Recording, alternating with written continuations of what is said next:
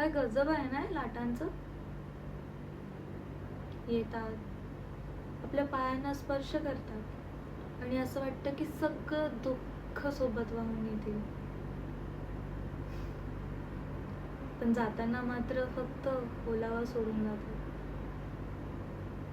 अगदी आपल्या आठवणींसारखं.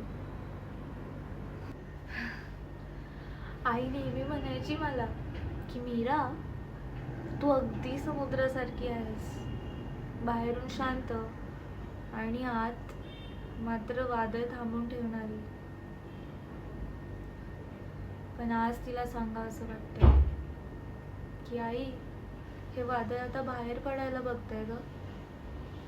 कोणाकोणासाठी आणि काय काय केलंय आजवर मी. एक आदर्श मुलगी,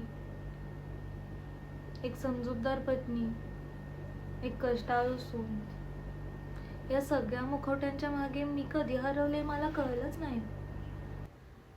लोक बोलतात वेळेसोबत सगळं ठीक होतं. खोटं बोलतात सगळे.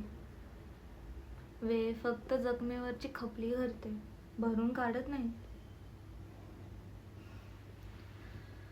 असं वाटतं या लाटांसोबत खूप लांब निघून जावं, जिथे कोणाला माझी अपेक्षा नसेल, जिथे कोणाला उत्तर द्यावी लागणार नाही, जिथे फक्त मी असेल.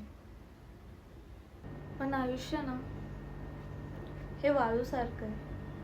कितीही घट्ट पकडायचा प्रयत्न केला ना, तरी ह्या बोटांच्या फटीतून ते निसटणारच. मग कशाला हठास, कशाला ती धावपळ.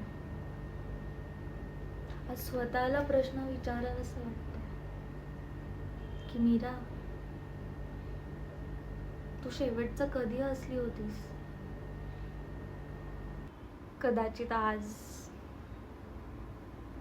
या समुद्राशी बोलताना. कारण याला माहित आहे, शांत राहूनही कसं ओरडता येतं ते. थँक्यू.